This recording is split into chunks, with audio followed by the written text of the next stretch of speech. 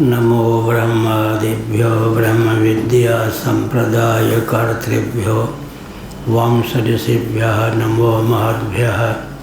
सर्वोपप्लवरहितः प्रज्ञानघनः प्रत्यगार्थो ब्रह्मैवाहमस्मि। नारायणाखिलगुरो भगवन् नमस्ते शिवाय नमः शिवलिंगाय नमः। तन्मे मनः शिव संकल्पमस्तु सर्वे भवन्तु सुखिनः। नामापिते च मधुरं मधुरं स्वरूपं कर्मापिते च मधुरं मधुरा स्मृतिश्च बुद्धिं प्रबोधय प्रभो। मधुबोधशक्तिं विद्यां प्रयच्छ परमां परिभावयामि। कोमलं कूजयन् वेणुं श्यामलोऽयं कुमारकः वेदवेद्यं परं ब्रह्म भासतां हृदये मम। कूजन्तं राम रामेति मधुरं मधुराक्षरम् आरुह्य कविताशाखां वन्दे वाल्मीकिकोकिलं। निगमकल्पतरोर्गलितं फलं शुकमुखादमृतद्रव संयुतं पिबत भागवतं रसमालयं।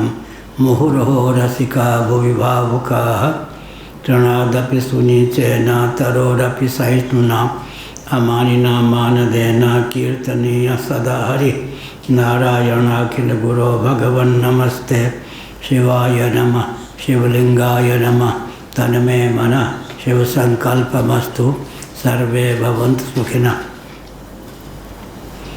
श्री राम जय राम जय जय राम। श्री राम जय राम जय जय राम। आज क्या हुआ? अच्छा समय अच्छा हमको हुआ कि आए नहीं तब ठीक है बात बंद कर दें।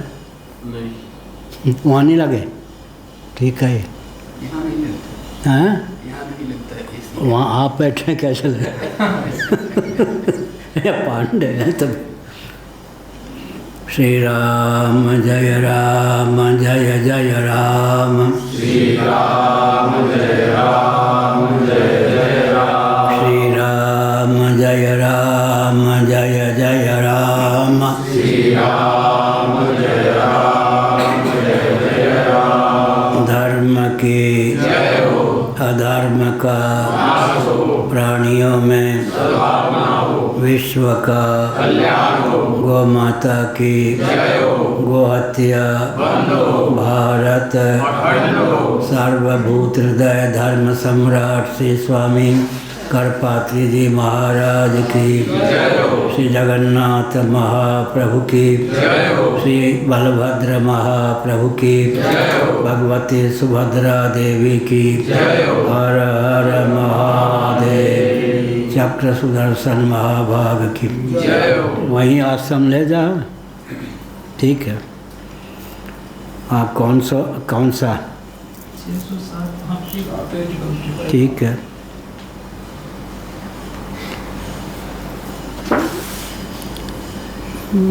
ब्रह्म सूत्र 2.1.29 भामती 606 पृष्ठ 607 पृष्ठ।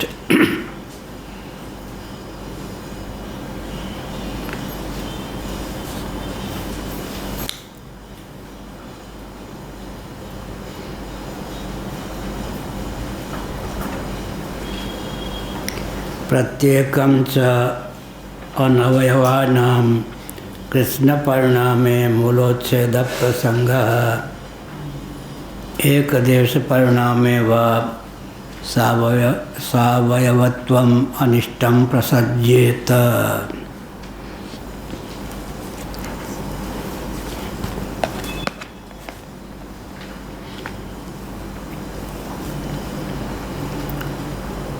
यद्यपि सांख्यों के मत में सत्व रजस तमस इन तीन गुणों की साम्य अवस्था का नाम प्रधान है। महासर के प्रारंभ में साम्यावस्था टूट जाती है,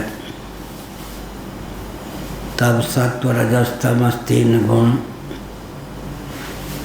जो कि साम्यावस्था के मौलिक स्वरूप उपादान भूत हैं, वे शेष रहते हैं। अर्थात प्रधान की विद्यमानता सर्ग दशा में त्रिगुण के रूप में ही मान्य है।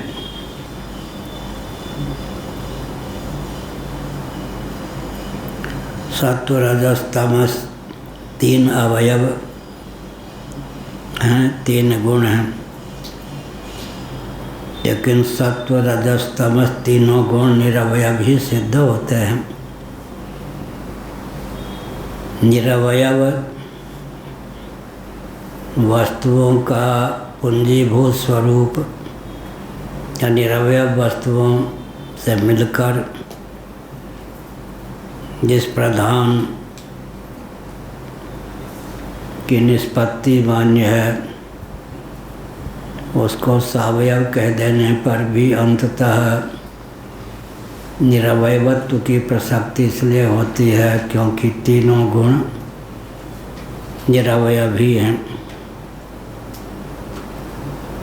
अब प्रश्न उठता है कि सांख्यवादी तो परिणाम को मानते हैं,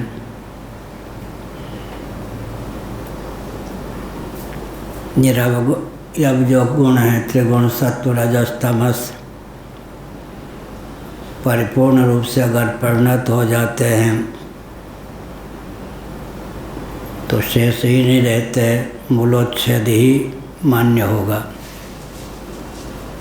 अगर आंशिक रूप से उनका परिणाम मानते हैं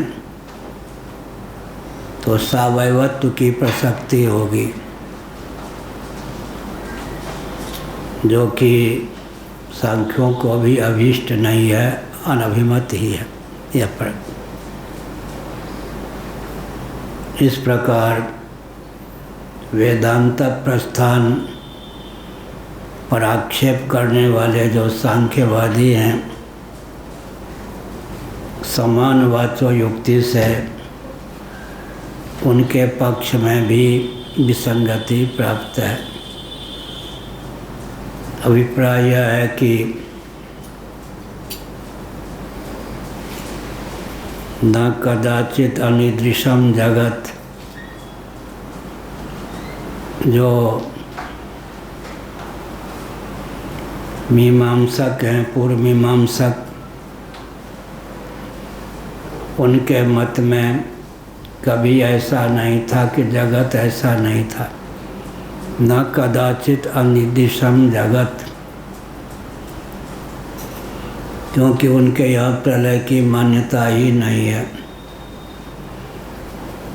परंतु सांख्यादि के पक्ष में तो महाप्रलय की दशा होती ही है।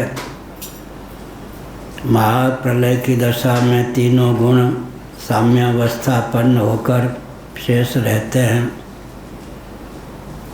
लेकिन प्रत्येक गुण की निरवयवता सिद्ध है।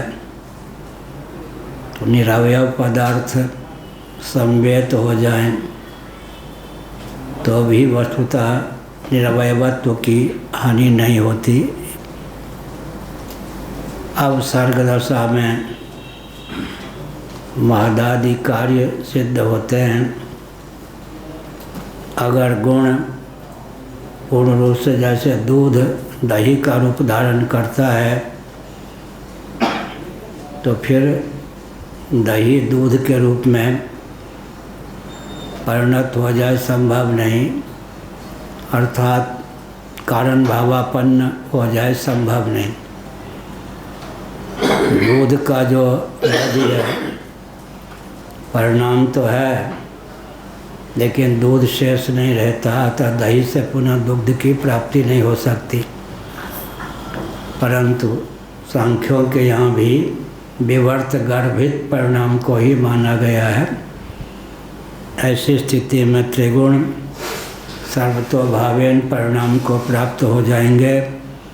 पुनः रहे बाँस न बने बाँसुरी, न बने बाँसुरी न बजे बाँसुरी, मूल का ही उच्छेद हो जाएगा।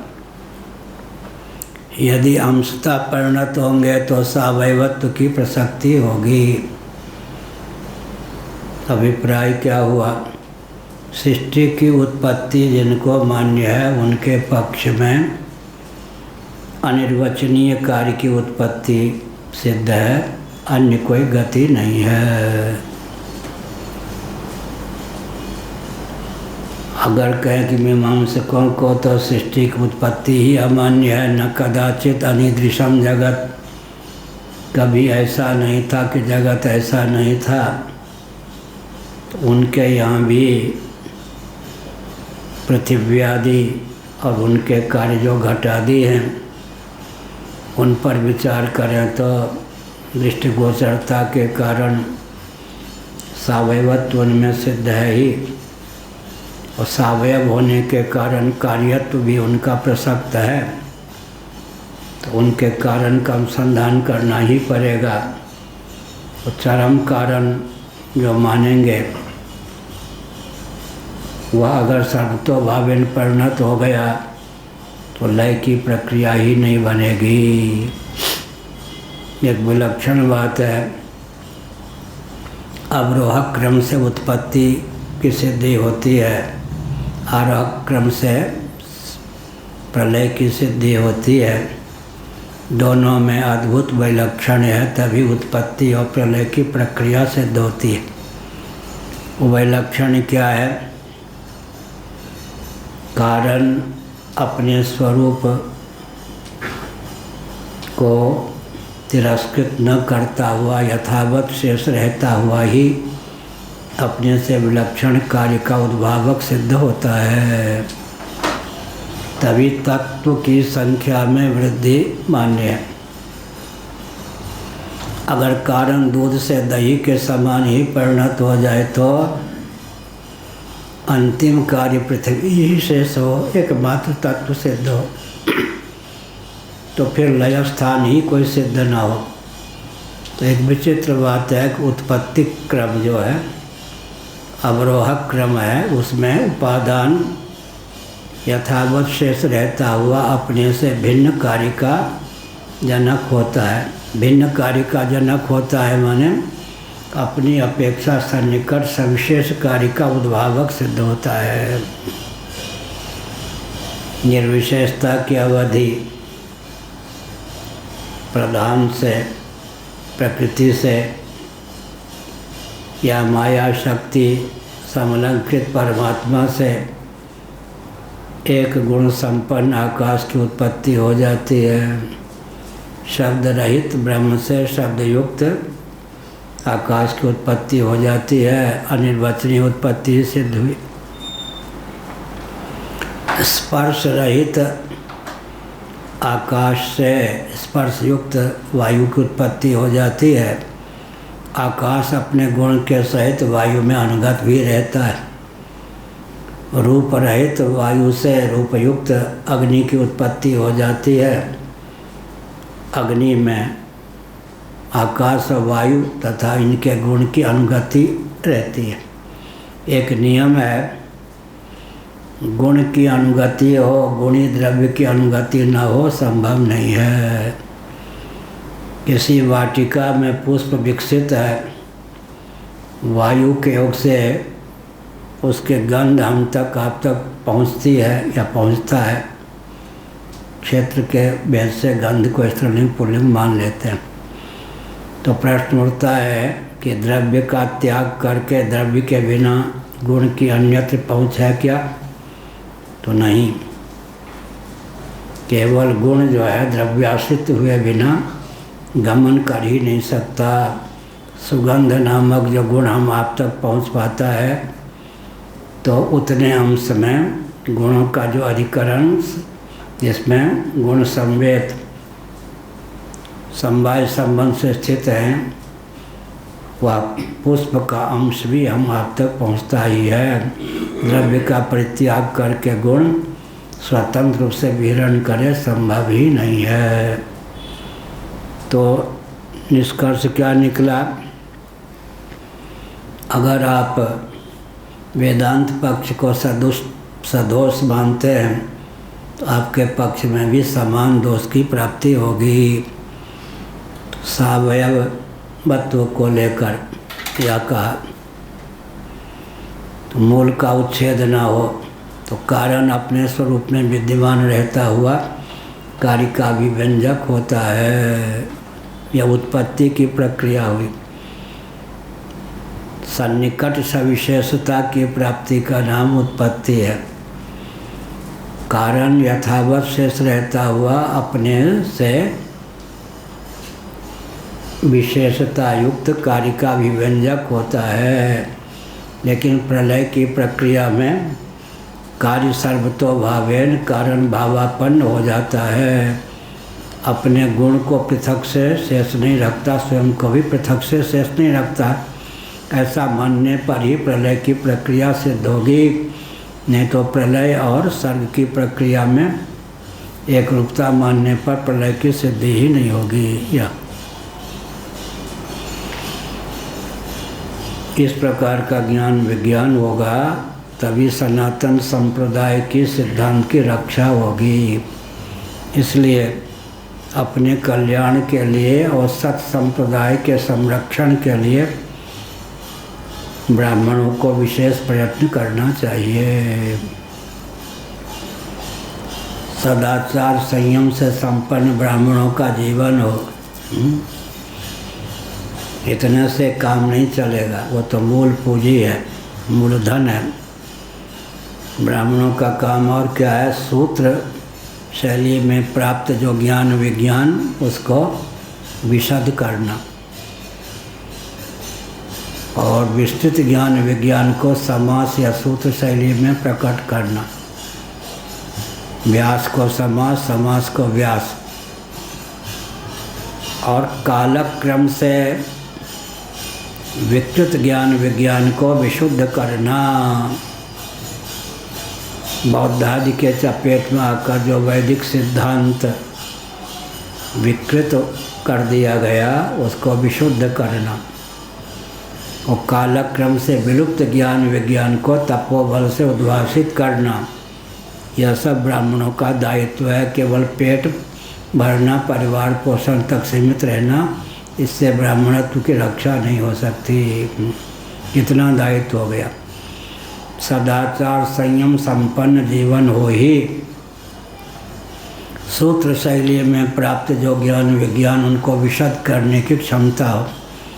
व्यास शैली में प्राप्त ज्ञान विज्ञान को, ज्ञान विज्ञान माने विद्या और कला ले लें, साइंस और आर्ट। व्यास शैली में विस्तृत जो ज्ञान विज्ञान है उसको समाज शैली में व्यक्त करने की क्षमता हो और कालक्रम से विकृत ज्ञान विज्ञान को विशुद्ध करने की क्षमता हो और कालक्रम से विलुप्त ज्ञान विज्ञान को तपोबल से उद्भासित करने की क्षमता हो। यहाँ जो विद्या और कला का लोप होता है, आदित्य मंडल में जाकर वो विद्या कला शेष ही रहती है, वहाँ लोप नहीं होता। इसलिए मर्त्य लोक में किसी गुरु ने कहा हमारे द्वारा प्राप्त विद्या कला दे दे, उन्होंने उगल दिए, अमूर्त विद्या को मूर्त बना दिए। अब विद्या विहीन हो गए तो आदित्य भगवान सूर्य की उपासना से उन्होंने ऐसी विद्या प्राप्त कर ली जो उनको गुरु को भी नहीं थी। इसका अर्थ क्या है? मर्त्य लोक में जो विद्या और कला विलुप्त हो जाती है, महर्षि लोग भगवान आदित्य सूर्य की उपासना के बल पर उस विद्या और कला को भी उद्भासित कर लेते हैं।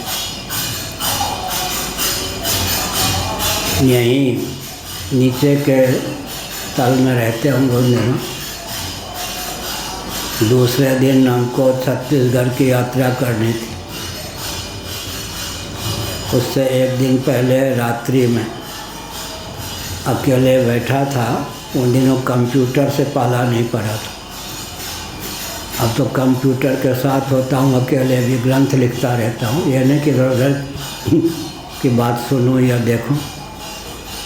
तो रात्रि का समय था, सूर्यमंडल से लेकर मुझ तक रश्मियों का जाल मुझे दिखाई पड़ा। जैसे मछुआरा जाल को फेंक कर मछली को फंसा लेता है, वैसे उन परमाणुओं ने मुझे अपने चपेट में ले लिया। आदित्य मंडल से लेकर मुझ तक मैंने मन ही मन पूछा कि आप कौन हैं? उत्तर आया कि हम गणित के परमाणु हैं। हमने कहा स्वागत है, आप हमारे हृदय में समा जाइए, जब जब आपका स्मरण करें तब तक प्रकट हो जाएं।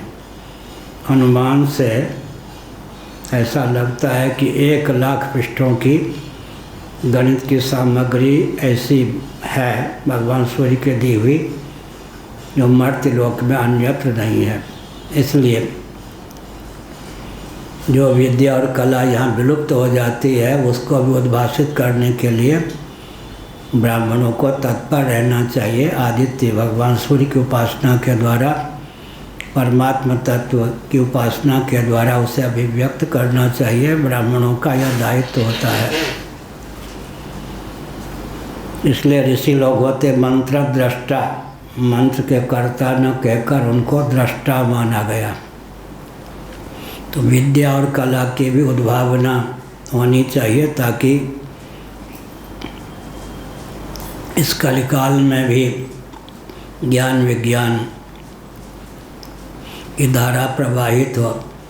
भगवान शंकराचार्य कलिकाल में हुए या नहीं, श्री रामानुजाचार्य, श्री मध्वाचार्य, श्री निम्बार्काचार्य, श्री वल्लभाचार्य, श्री रामानंदाचार्य इत्यादि महान भाव कलिकाल में हुए या नहीं, तुलसीदास जी आदि महान भाव इस कलिकाल में हुए या नहीं।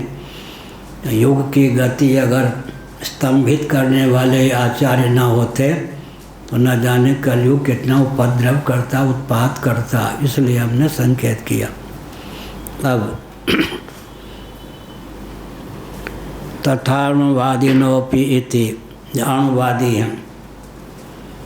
अणुवादी का अर्थ होता है वैशेषिक सिद्धांत को मानने वाले और न्याय सिद्धांत को मानने वाले। पृथ्वी, जल, तेज, वायु, आकाश, दिक्, काल, आत्मा और मन, ये 9 द्रव्य होते हैं वैशेषिक दर्शन के अनुसार। पृथ्वी, जल, तेज, वायु, आकाश, दिक्, काल, आत्मा और मन। इनमें पृथ्वी, जल और तेज, पृथ्वी, जल, तेज और वायु, इनके अतीन्द्रिय परमाणु होते हैं। परमाणु या कहा परमाणुवादी ये सब हैं। कौन? वैशेषिक नैयायिक, पृथ्वी, जल, तेज, वायु के परमाणु। कल परसों हमने कहा था दार्शनिकों के 4 प्रभेद होते हैं। संयोगवादी, आरंभवादी, परिणामवादी, विवर्तवादी। बौद्धादि जो हैं अतीन्द्रिय परमाणुओं का पूंजीभूत स्वरूप मानते हैं। पूंजीभूत स्वरूप ही जगदाकार उल्लसित होता है, उनको हम संयोगवादी कहते हैं।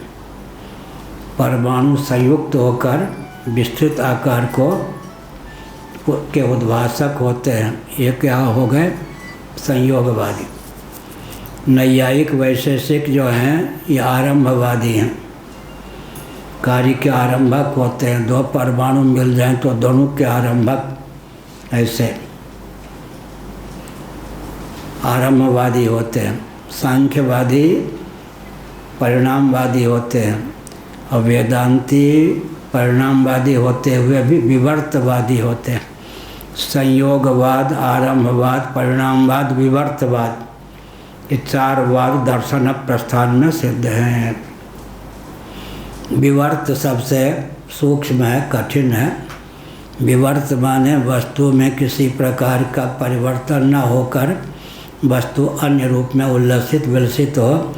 जैसे मंद अंधकार में निपतित रज्जुखंड में कोई विकृति संस्कृति के बिना ही वह रज्जुखंड सर्प के रूप में उल्लसित हो। इस प्रकार से अणुवादिनोपि, उनके यहाँ भी अणु तो निरवयव होते हैं, और 2 अणु मिल करके दोनों के उद्भाषक कैसे हो जाएंगे? सावयवत्व के प्रसक्त अभिव्यंजक कैसे हो जाएंगे? निरवयव पदार्थ किसी भी अनुपात में मिल करके सावयव कैसे होंगे। इसी प्रकार से वेदांतियों के यहाँ भी विसंगति हो सकती है, उधर ध्यान लोगों का नहीं के बराबर है। अपंचीकृत पंच महाभूत जो हैं ये अमुक अनुपात में मिलकर पंचीकृत पंचभूतों का रूप धारण करते हैं। अनुपात में पृथ्वी जल तेज वायु जो अपंचीकृत हैं, जिनको गंध रस रूप स्पर्श शब्द तन्मात्रा कहते हैं। एक विचित्र बात है, व्यावहारिक धरातल पर जिसको हम गुण कहते हैं, तन्मात्रा की दृष्टि से वो द्रव्य ही सिद्ध होते हैं। गंध गुण, रस गुण, रूप गुण, स्पर्श गुण और शब्द गुण हैं। लेकिन गुण कहने पर भी जब हम अपंचीकृत पृथ्वी को गंध तन्मात्रा कहते हैं, अपंचीकृत जल को रस तन्मात्र कहते हैं, अपंचीकृत तेज को रूप तन्मात्र कहते हैं, अपंचीकृत वायु को स्पर्श तन्मात्र कहते हैं, अपंचीकृत आकाश को शब्द तन्मात्र कहते हैं। गुण कहने पर भी यह द्रव्य सिद्ध होते हैं या नहीं। निबंधक का नाम भी गुण होता है, रस्सी का नाम भी गुण है। रस्सी द्रव्य है या गुण है? तो रस्सी तो द्रव्य ही है। निबंधक का नाम गुण हो गया। वस्तुतः जो गुण कहते हैं व्यावहारिक धरातल पर शब्द स्पर्श रूप रसगंध ये 5 गुण हैं। लेकिन विचार करके देखें तो अपंचीकृत पंचभूतों को जब शब्द स्पर्श रूप रसगंध नाम से ख्यापित करते हैं तो गुण हो गए या द्रव्य। निबंधकता के कारण गुण कहेंगे, वस्तुतः तो द्रव्य ही वो हैं। यह है अणुवादी जो हैं उनके मत में भी यह पक्ष है, 2 अणु मिलकर के द्वणु के उद्भावक होंगे। कल हमने बताया था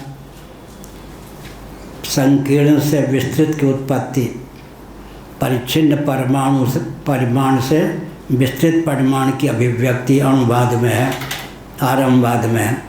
और सांख्य प्रस्थान में क्या होगा, विस्तृत से उसकी अपेक्षा विभु से उसकी अपेक्षा अविभु की उत्पत्ति, ये होगा है ना। यहाँ विशेषता बढ़ती जाएगी। कैसे? संकेत किया कि ब्रह्म का जो क्षेत्रफल है निरतिशयम यद बृहत् तद ब्रह्म, बृहत्ता की पराकाष्ठा है ब्रह्म, उसकी अपेक्षा एक अंश से न स्थितो जगत, ब्रह्म के एक अंश में ही माया शक्ति है। पंचदशीकार विद्यारण्य स्वामी जी ने इस तथ्य को ख्यापित किया कि पृथ्वी का क्षेत्रफल अधिक है, लेकिन स्निग्धता नाम की शक्ति से समन्वित पृथ्वी जिससे घटादि कार्यों की निष्पत्ति होती है वो स्वल्प है। कुंभकार को पता होता है किस मिट्टी को घट का रूप दे सकते हैं, किसको नहीं। इसी प्रकार परमात्म तत्व की विभुता जितनी है उतनी विभुता उसमें सन्निहित प्रपंचोत्पादनी शक्ति की नहीं है। क्या? और शक्ति की अपेक्षा शक्ति के योग से कल हमने कहा था पंचदशी के अनुसार एक विचित्र तथ्य है, कोई भी शक्ति अपनी विद्यमानता से शक्ति या शक्तिमान को जहाँ सद्बुद्धि नहीं करती वहाँ अपने कोटि कोटि क्रियाकलापों के योग से भी अपने आश्रय शक्तिमान या शक्ति को सद्बुद्धि नहीं होने देती। जैसे कि मृन्निष्ठ माने मिट्टी में रहने वाली मृन्निष्ठ जो स्निग्धता नाम की शक्ति होती है वो अपनी विद्यमानता से मिट्टी को पृथ्वी को सद्बुद्धि नहीं होने देती। घटाधिकारियों के योग से भी अपने आश्रय मिट्टी को सद्बुद्धि नहीं होने देती। यही शक्ति की लोकोत्तर चमत्कृति है, अपनी विद्यमानता से सद्बुद्धि न होने दे और अपने कार्यों की विद्यमानता से भी सद्बुद्धि न होने दे।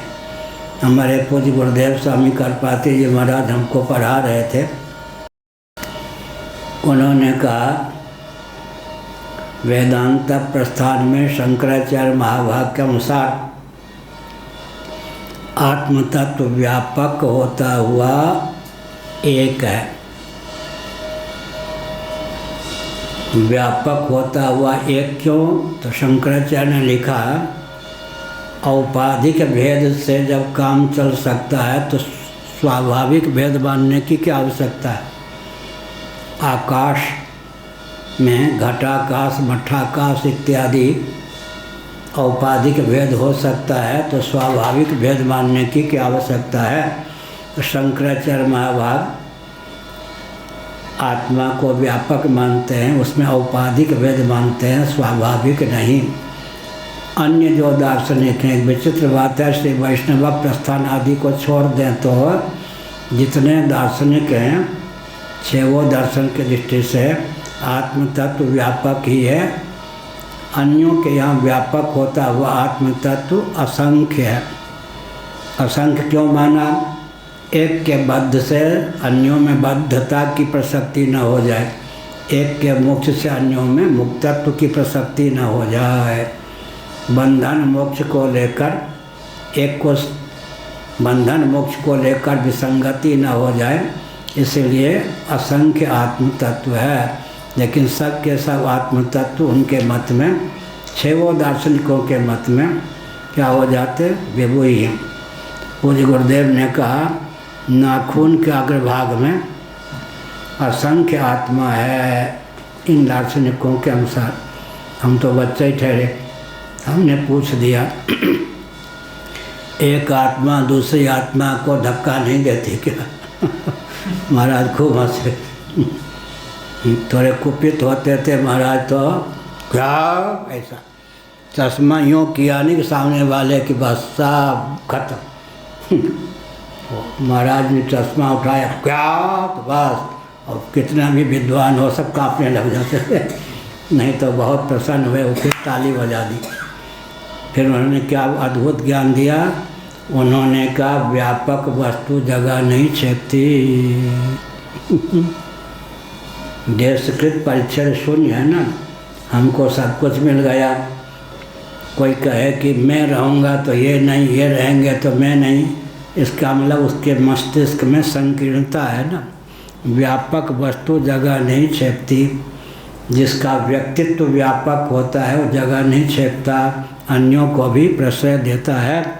जिसका व्यक्तित्व संकीर्ण होता है, ये रहेंगे तो मैं नहीं, मैं रहूँगा तो ये नहीं, हो गया ना। बहुत बढ़िया। व्यवहार में भी व्यापक वस्तु जगह नहीं छेपती। पूज्य गुरुदेव ने कहा, हमारे लिए तो वरदान हो गया यह वचन। नित्य कौन होगा? काल के द्वारा कबलित ना हो।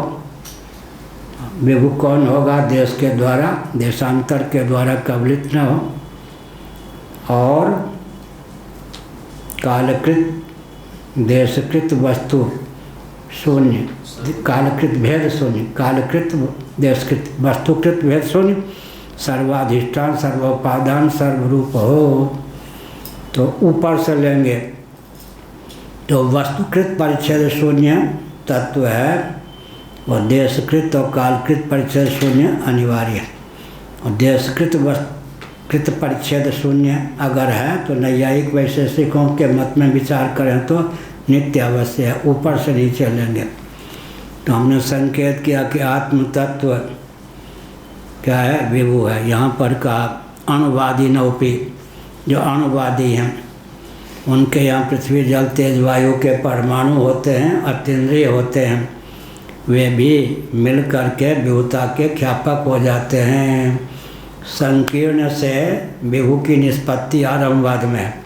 अब विभु से उत्तरोत्तर संकीर्णता की अभिव्यक्ति परिणामवाद में है। जितना क्षेत्रफल आकाश का उतना क्षेत्रफल वायु का नहीं, जितना क्षेत्रफल वायु का उतना क्षेत्रफल अग्नि का नहीं, जितना क्षेत्रफल अग्नि का है उतना क्षेत्रफल जल का नहीं, और जितना क्षेत्रफल जल का है उतना क्षेत्रफल पृथ्वी का नहीं, जितना क्षेत्रफल पृथ्वी का है उतना क्षेत्रफल पार्थिव प्रपंच का नहीं। वृक्षादि जो हैं ये पृथ्वी के तारतम्य संघात हैं, न कि तत्वांतर परिणाम। दो शब्द चलते हैं दर्शन शास्त्र में, तारतम्य संघात एक शब्द है, एक तत्वांतर परिणाम। वृक्षादि जो हैं ये पृथ्वी के तारतम्य संघात हैं, न कि तत्वांतर परिणाम। कदाचित ये तत्वांतर परिणाम होते तो भृगुजी छठे गुण से संपन्न होते। वृक्षादि में भी शब्द स्पर्श रूप रसगंध पंच गुण ही परिलक्षित हैं। एतावता यह सिद्ध होता है कि वृक्षादि पृथ्वी के तत्वांतर परिणाम न हो करके क्या है, तारतम्य संघात हैं। तो विशेषता की अवधि पृथ्वी है और निर्विशेषता की अवधि परमात्मा तत्व है। या प्रलय के समय में कार्य सर्वतोभावेन कारण भावापन्न हो जाता है। नहीं तो कार्य अगर शेष रहे तो उत्पत्ति और प्रलय की प्रक्रिया में कोई भेद ही न रहे। प्रक्रिया में भेद हो गया। क्या प्रलय काल में कोई भी कार्य है वो कारण भावापन्न होकर शेष रहता है। पृथ्वी जल होकर ही शेष रहेगी, जल अग्नि होकर शेष रहेगा, अग्नि तत्व वायु होकर शेष रहेगा, वायु तत्व आकाश होकर शेष रहेगा। या अब दर्शन शास्त्रों में एक कृषि विज्ञान होता है, कृषि शैली, खेती की शैली, एक गणित की शैली होती है। ये शब्द हमारे गढ़े हुए हैं, इसलिए हम ही अर्थ करेंगे तो अर्थ लगेगा। तो परिभाषा आदि पूज्य गुरुदेव क्या कहते थे, उन्हीं से हमने सीखा। ये भामतीकार वाचस्पत मिश्र के जो शब्द हैं उधार लिए हुए नहीं होते। भामतीकार वाचस्पत मिश्र की प्रशंसा करते समय पूज्य गुरुदेव कहते थे परिभाषा बना लेने की इनमें क्षमता है। परिभाषा गढ़ लेते हैं।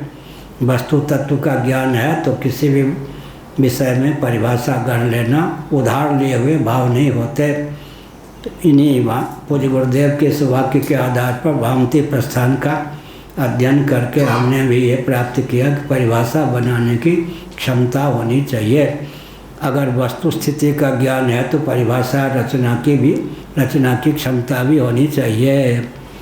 जैसे गणित की परिभाषा क्या होगी, गणे की गणना और अगणित की लक्षणा का नाम गणित है। हो गया ना।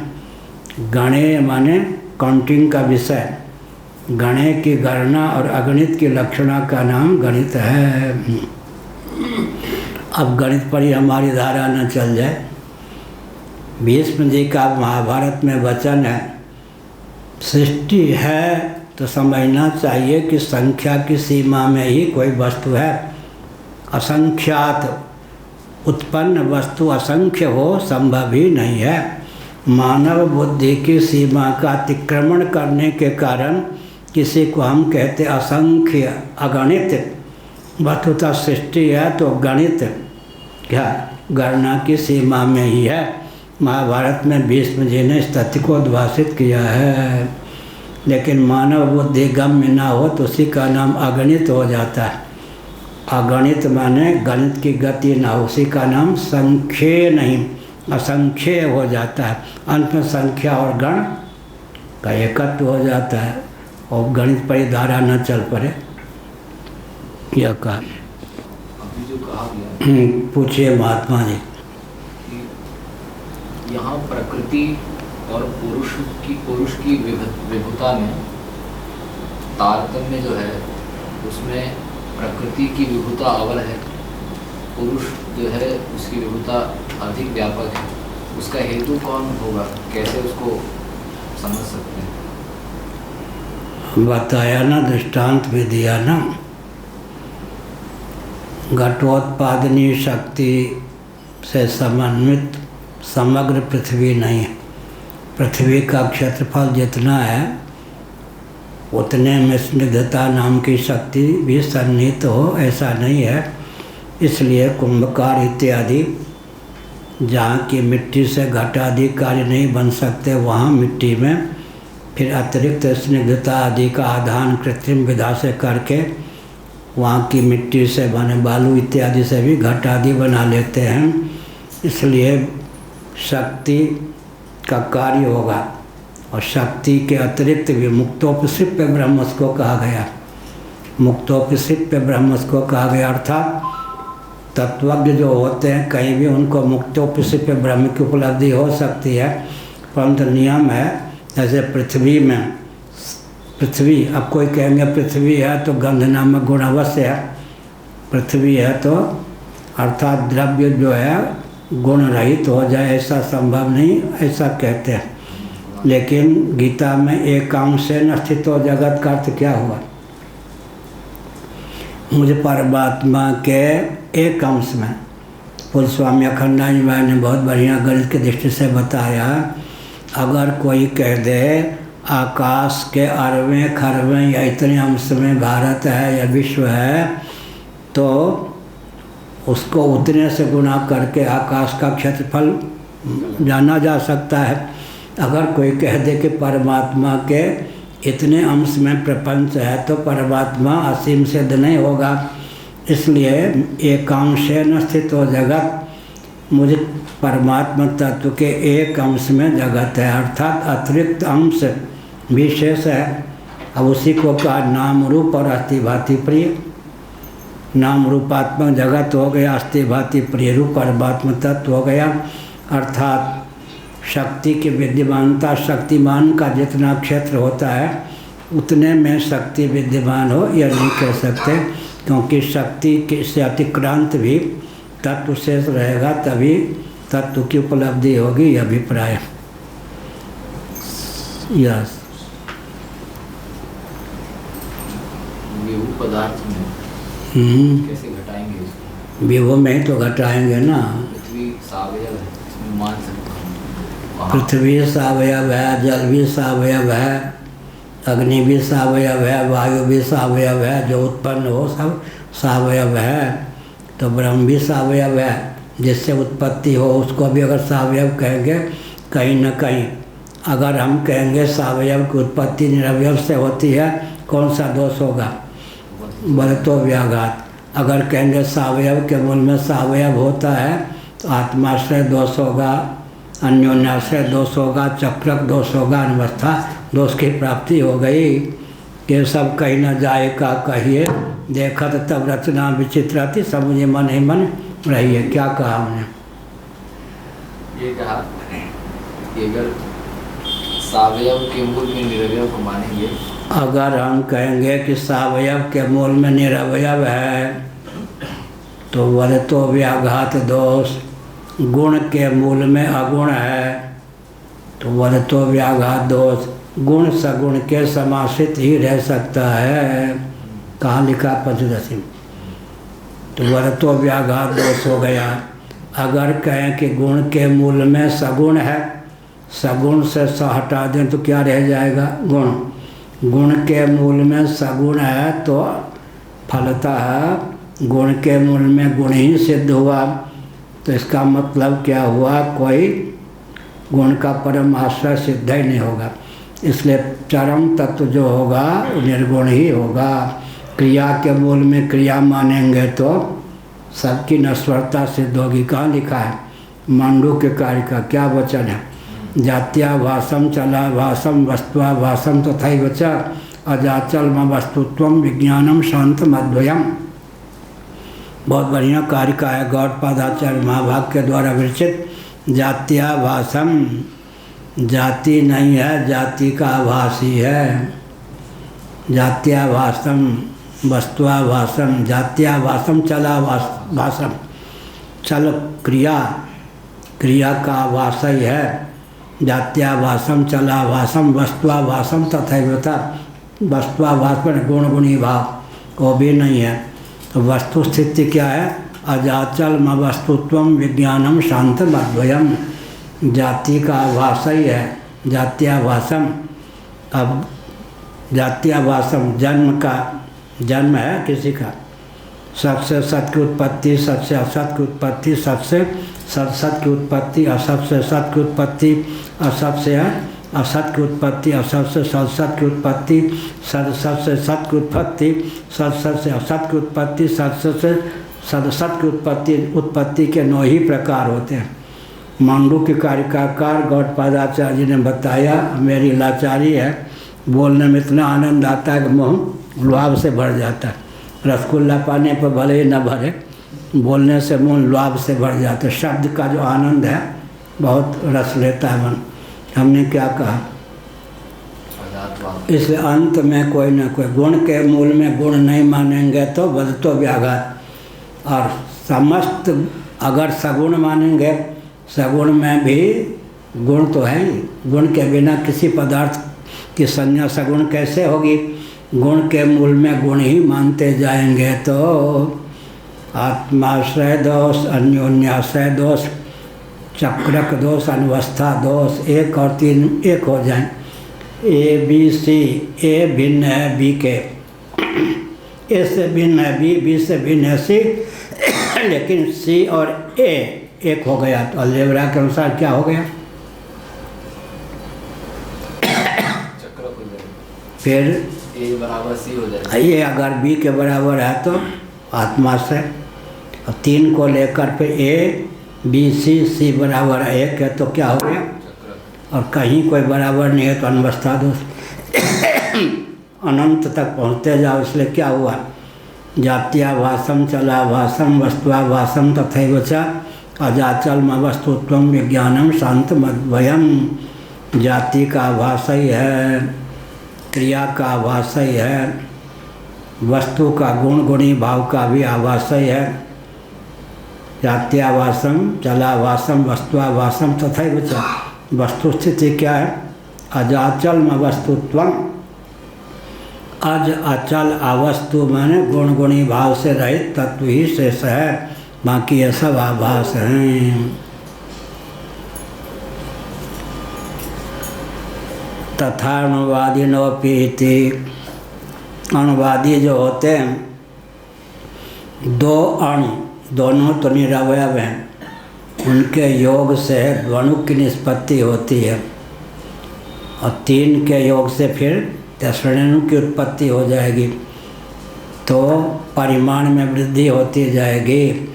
लेकिन निरवयव का संयोग कैसे होगा, एक विचित्र बात है, निरवयव और सावयव का संयोग नहीं हो सकता, होगा, निरवयव का संयोग नहीं हो सकता, निरवयव और सावयव का संयोग नहीं हो सकता। कल्पना कीजिए, अपेक्षिक निरवयवता आकाश में है, उंगली ऐसे कर दिया तो आकाश उंगली का संयोग थोड़े हो गया। निरवयव का संयोग नहीं होगा, निरवयव सावयव का संयोग नहीं होगा। तो जब परमाणु दोनों ही निरवयव हैं तो उन दोनों का मिलना कैसे होगा, यही इसी प्रकार सत्व रजस तमस 3 गुण होते हैं, तीनों गुणों का एकत्व, साम्य अवस्थापन्नता जो उनको तीनों गुणों की है, उसी का नाम प्रधान है। लेकिन प्रधान का निरसन करेंगे तो अंत में सिद्ध होगा सत्व रजस तमस, ये 3 सिद्ध होते हैं, तत्व संख्या में वृद्धि नहीं होती। प्रधान अगर न कहें, प्रकृति अगर न कहें, अव्यक्त न कहें, तो 2 संख्या की वृद्धि हो जाएगी या नहीं। 3 गुण के स्थान पर एक तो प्रधान को ले ही लिया, 2 संख्या की न्यूनता हो गई, सत्व रजस तमस कहने पर 2 संख्या की अधिकता हो गई। इसलिए प्रधान करने पर क्या लाभ हुआ, 3 गुणों का समाहार भी हो गया, तत्व की संख्या में न्यूनता भी हो गई। नहीं तो प्रधान का उच्चारण न करें, सत्व रजस तमस का उच्चारण करें तो साम्यावस्था की प्राप्ति हो गई तो प्रलय, और साम्यावस्था अगर टूट जाए तो सृष्टि की रचना है। लेकिन साम्यावस्था निरवयव का संवेद स्वरूप सावयव होगा अगर माने, तो प्रश्न उठता है कि ये जो निरवयव हैं सत्व रजस तमस, ये जब संवेद होंगे तो सावयव को उत्पन्न करेंगे, तो प्रधान भी सावयव हो जाएगा, नश्वर होगा। अगर ये तीनों हैं अवयव युक्त हैं तो सत्व रजस तमस 3 अवयव तो कहने को हैं, लेकिन सब में निरवयव का लक्षण चरितार्थ होता है, नहीं तो उपादान कारणता मूल कारणता सिद्ध न हो। अजातवाद होने पर भी अजातवाद होने पर भी नियम यह है, सामने कोई वस्तु है आपको संगत लगानी पड़ेगी। दृष्टि का अपवाद नहीं कर सकते। चांदी दिखाई पड़ रही है तो ये नहीं कहेंगे दिखती नहीं। चांदी दिखाई पड़ रही है सीपी में, सुक्ति रजत सीपी में चांदी दिखाई पड़ रही है, अब उसकी संगत लगानी पड़ेगी। सत्यत्वेन असत्यत्वेन नहीं कह, असत्यत्व नहीं कह सकते, सत्यत्वेन कहेंगे तो सीपी के ज्ञान से बाधना हो। तो प्रातिभाषिक और चांदी को प्रातिभाषिक मानेंगे या व्यावहारिक मानेंगे या पारमार्थिक मानेंगे। लेकिन दृष्टि सृष्टिवाद में दो ही सत्ता है, परमार्थ सत्ता और प्रातिभाषिक सत्ता। तो सुक्ति रजत भी उनके यहाँ प्रातिभाषिक और वास्तविक रजत भी प्रातिभाषिक। जब व्यावहारिक की सत्ता नहीं होगी तो फिर विचित्र बात है, सीपी में जो चांदी परिलक्षित है उसकी भी प्रातिभाषिक सत्ता, और सचमुच में जो चांदी है हट्टस्थ रजत जिसको कहते हैं, दुकान में हट्टस्थ रजत दार्शनिक लोग कहते हैं, तो उसके भी प्रातिभाषिक सत्ता। फिर दोनों में तो एक से जेवर आदि नहीं बना सकते, आभूषण एक से बना सकते हैं। तो कहते ठीक ही है, प्रातिभाषिक सत्ता दोनों की है, दोनों के स्वभावगत विलक्षण है। क्या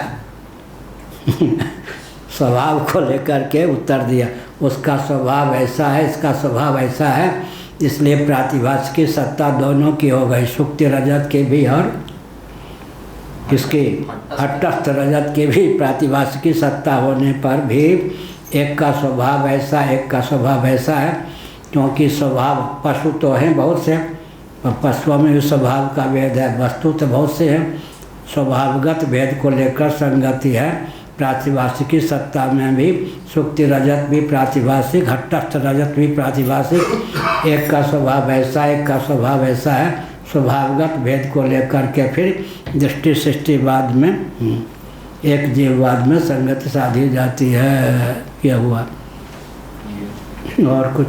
मीमांसकों का पक्ष है। कौन मीमांसक? हट्टस्थ रजत की जो प्रतीति वहाँ है, इनकी हट्टस्थ रजत की प्रतीति। कौन मीमांसक? पूर्व मीमांसक, उत्तर मीमांसक। पूर्व मीमांसक क्या कहेंगे? ये पक्ष पूर्व मीमांसकों का ही। कौन सा पक्ष? हट्टस्थ रजत की जो प्रतीति सुक्ति रजत में है,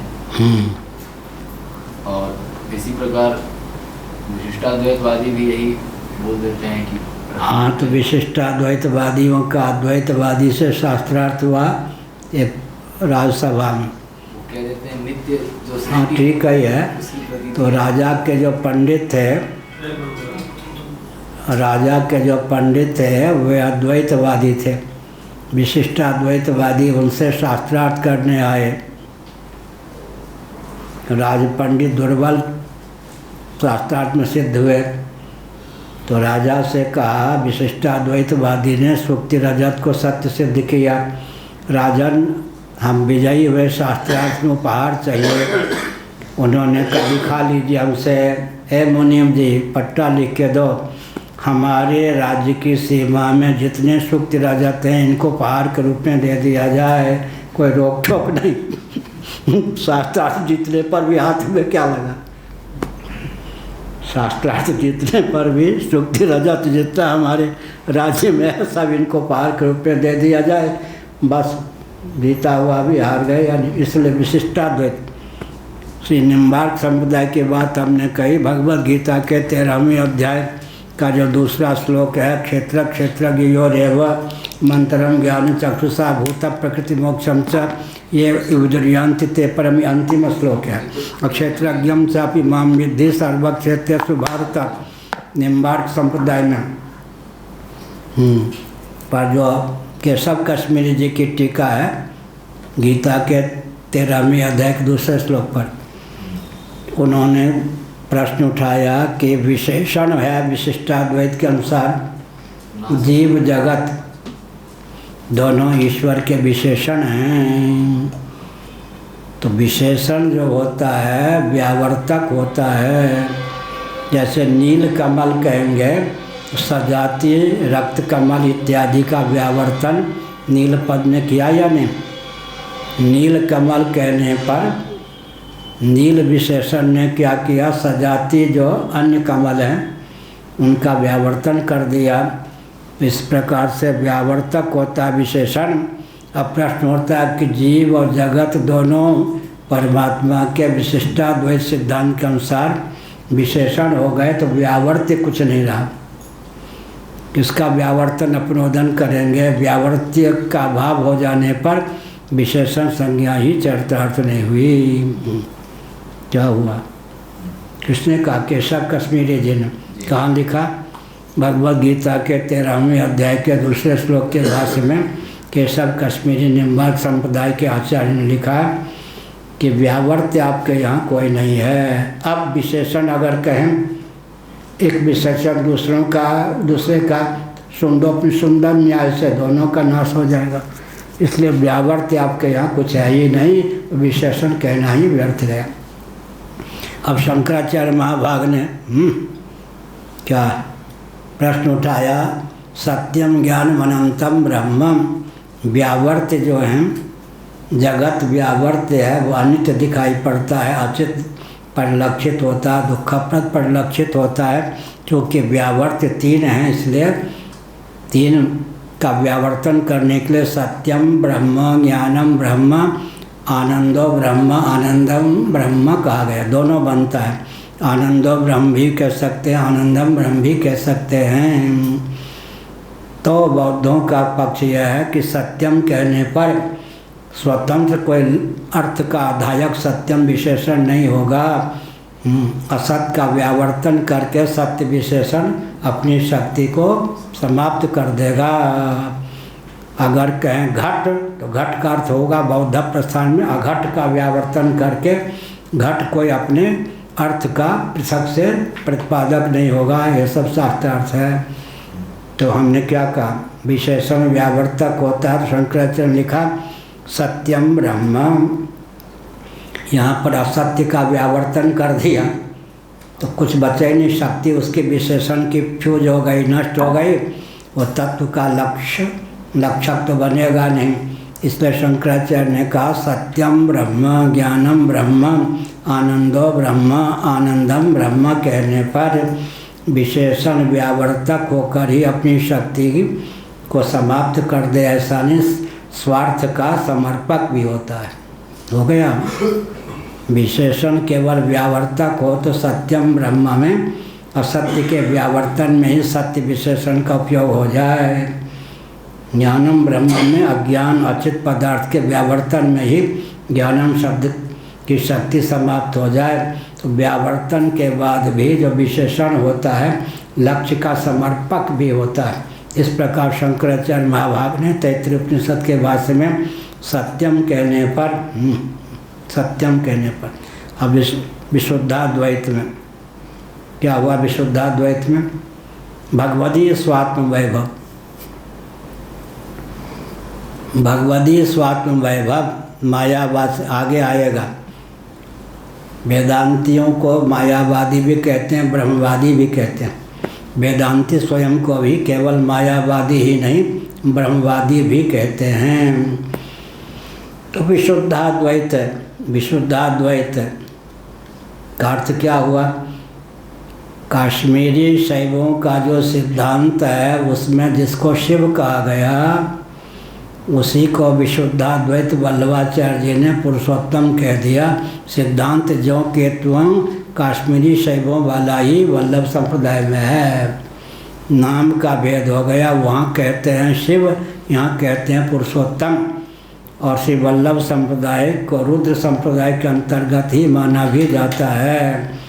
तो स्वात्म वैभव, भगवदीय स्वात्म वैभव कहने पर क्या हुआ? अगर वो भगवान के समान कूटस्थ सत्य है तो द्वैत का आधायक हो जाएगा। बंध्यापुत्र के समान अलीक है तो कारिका संपादक नहीं होगा। इसलिए बंध्यापुत्र से और कूटस्थ सत्य परमात्मा से दोनों से विलक्षणता के कारण अंत में भगवदीय स्वात्म वैभव में अनिर्वचनीयत्व की प्रसक्ति हो गई। केवल वाचो युक्ति है, अर्थ टटोलने पर वही सिद्ध होता है जो शंकराचार्य ने किया। और अविकृत परिणाम भगवान शंकराचार्य जी ने चिंतामणि आदि का उदाहरण दिया है। कहाँ? कठोपनिषद के भाष्य में। अब वो चूँकि वल्लभ संप्रदाय वाले शंकर भाष्य को पढ़ते नहीं, इसलिए उनको नहीं मालूम कि अविकृत परिणाम शब्द का प्रयोग भी शंकराचार्य के द्वारा कठोपनिषद में ही किया गया है। वहाँ एक चिंतामणि का दृष्टांत भी दिया गया। अब चिंतामणि, कल्पतरु, कामधेनु स्वर्ग की ये पदार्थ हैं। स्वर्ग में हम लोग तो केवल विश्वास ही कर सकते हैं, इसलिए बार कहा मर्त्य लोक में अगर चिंतामणि, कल्पतरु, कामधेनु के स्थान पर कोई उदाहरण दें तो मंत्र को दे सकते हैं। जो मंत्र होता है अभिमत फल को देने पर भी वो मंत्र का अभिमत फल जो होता है क्या होता है? अविकृत परिणाम। मंत्र अपने स्वरूप को यथावत रखता हुआ अभिमत फल को दे देता है। ओम पूर्णमदः पूर्णमिदं पूर्णात् पूर्णमुदच्यते पूर्णस्य पूर्णमादाय पूर्णमेवावशिष्यते। ओम शांति शांति शांति। श्रीमद् जगत